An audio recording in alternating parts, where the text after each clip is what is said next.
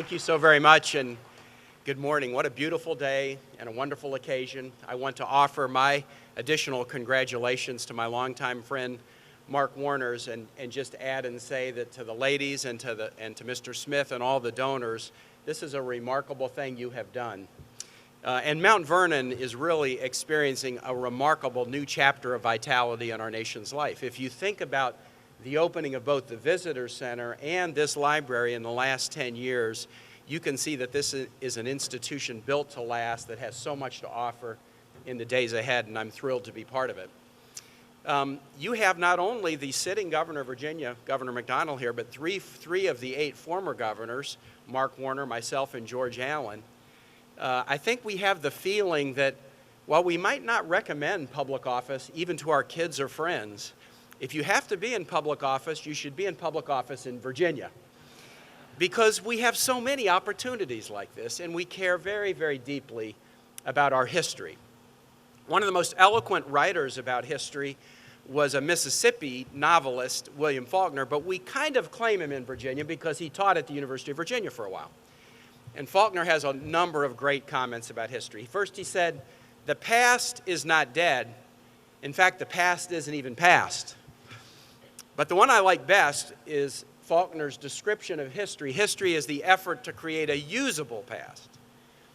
If it's just about the past, there might be an interest to scholars and a tiny group of people. But if you make history about the effort to create a usable past, use it today, use it tomorrow, then it really assumes an excitement, and that's what this library is about.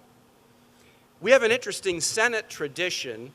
In February of every year, a senator, alternating in party year to year, takes the Senate floor and reads to the body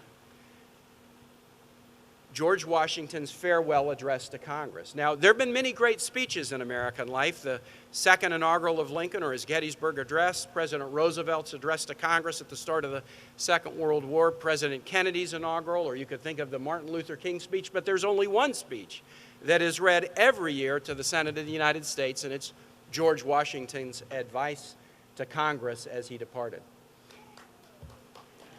I didn't think of that as an applause line, but it's an applause line. It's an applause line.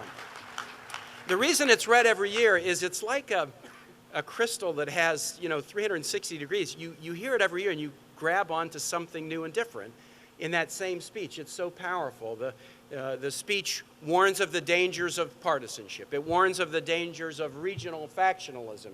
It warns of problems of profligate spending or not being willing to embrace necessary taxation. It warns us to avoid entanglements or wars on foreign soil, and it encourages us to engage in commerce with nations around the world. These are all positive traits, but the thing that is the most positive, that is constant year after year, and you always notice, is the humility of the speech. And that is something that we need.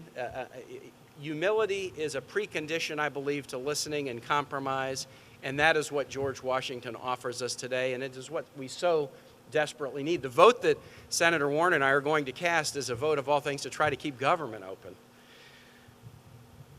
The lessons of Washington in this library, it's about that usable past, a past that we can use going forward, and he has so much to offer us. So again, I say congratulations and thanks for the opportunity to be with you for a few minutes today. I'll steal words from another president and depart in order to go vote so that government by the people, of the people, for the people shall not perish from the earth. Thank you.